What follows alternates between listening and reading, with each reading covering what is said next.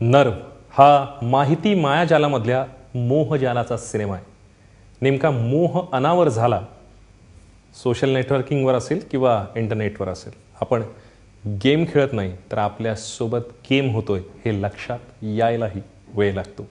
Nerve हा आजच्या जगण्यातल्या महत्त्वाच्या सवयींच्या आहारी जाण्यावर भाष्य करणारा सिनेमा आहे.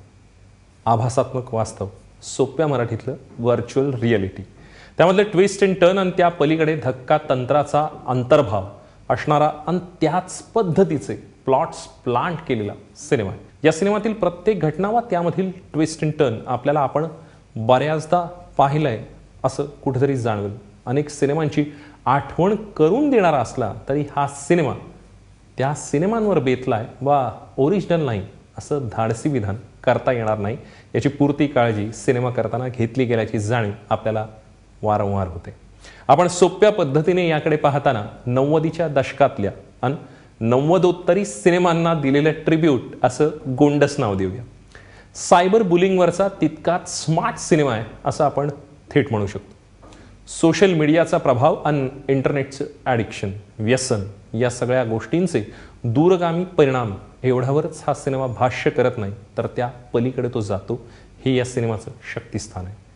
पौगंड ते प्रौढ असा प्रवास आणि त्या सगळ्यामधील थरार, त्या सगळ्या गोष्टीला असलेला मायाजालाचा विळखा आणि गेमचं मिथक असा सगळा माहोल असल्यामुळे या सगळ्या खेळाला एक वेगळं वलय मिळालेलं आपल्याला जाणवतं.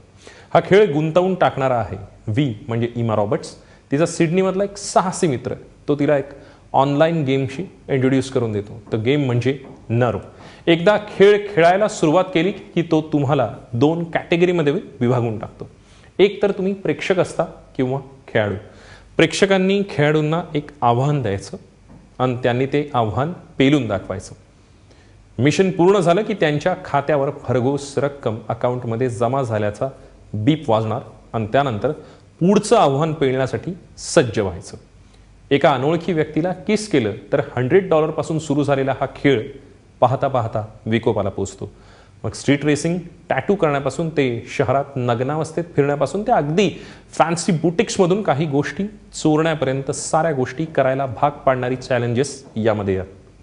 हा सिनेमा पाहताना डेव्हिड फिंचरच्या द गेमची आठवण आल्याखेरीज राहत नाही, ज्यामध्ये मायकल डग्लस अशा प्रकारच्या व्हर्च्युअल रिॲलिटीमधल्या एका खेळाच्या अधीन जातो, ज्यामध्ये तो खेळ अशा प्रकारचा होत जातो की फायनल डेअर जे असतं ते एका व्यक्तीचा खून करण्यापर्यंत हा खेळ त्याची वाट घेऊन जाते. ब्लॅक मिररच्या एपिसोडसारखंही बहुधा तुम्हाला वाटू शकेल. जस्टिन बिबर आणि सेलिना गोमेजच्या फॅन्सना याची नक्कीच जाणीव होईल. इमा रॉबर्ट्स आणि डेव्ह फ्रँको तर फुल ऑन फॉर्ममध्ये आहेत. रोल प्लेइंग गेम ॲक्टिव्हिटीपासूनचा सुरू झालेला हा चस्का कोणत्या वळणावर घेऊन जातो, त्यांचा हा थरार आपल्याला प्रत्येक क्षणाक्षणाला त्यांच्या अस्तित्वामुळे एका वेगळ्या टप्प्यावर सिनेमा जातोय आणि नवनवे धक्के आपल्याला देत जातोय. या सगळ्या गोष्टींची फलश्रुती काय, सवयीचा भाग आणि व्यसनाच्या आहारी जाणं यामधली धूसर अस्पष्ट रेषा अधिक पुसट कधी होत जाते हे कळत नाही. त्या सगळ्या प्रवासावर वेगळ्या अर्थानं भाष्य करत आजच्या जनरेशन नेक्स्टच्या परवलीची असणारी भाषा सिनेमा बोलतो, व्हिज्युअलीही. त्यामुळे सिनेमामध्ये समकालीनता जपली गेली आहे. टीनेज ॲडल्ट थ्रिलरच्या मर्यादा रेषा रुंदावणारा, थोडासा पुश करणारा सिनेमा म्हणून याकडे पुढेही पाहिलं जाईल यात निश्चित शंका नाही. या सिनेमाचा लुक अँड फीलही तितकाच महत्त्वाचा ठरतो, कारण कॅटफिशसारखी लिटिल डॉक्युमेंटरी केल्यानंतर चर्चेत आलेल्या हेनरी जूस्ट आणि एरियल स्कलमन या दिग्दर्शक द्वयींमधल्या हेनरी जूस्टचा हा सिनेमा आहे. त्यामुळे या सिनेमाची ट्रीटमेंट वेगळी नसती तरच नव्हतं. या सिनेमाचा क्लायमॅक्स पण तेवढाच धक्कादायक आहे, पण तो निराशाजनक या अर्थानं, कारण असा सिनेमा फायनल ॲक्टला मात्र सपशेल युटर्न घेतो आणि त्या सगळ्या खेळात तो तत्व मूल्य यांची लेक्चरबाजी करतो. त्यामुळे सिनेमा ज्या वेगात पुढे जातो तेवढ्याच स्पीडमधून आपल्या मनातून ते मागे येतो, कारण या सिनेमाला असलेली गती ही तेवढीच महत्त्वाची वाटते.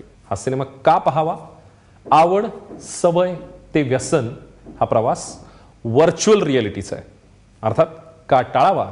क्लायमॅक्स निराशाजनक आहे म्हणून. थोडक्यात काय, उत्तम सिनेमा होता होता राहून गेला आणि इंटरनेट शाप की वर्धान स्टाईलच्या निबंध स्पर्धेवर येऊन तो थांबला. त्यामुळे या सिनेमाला मी देतोय 3 स्टार्स.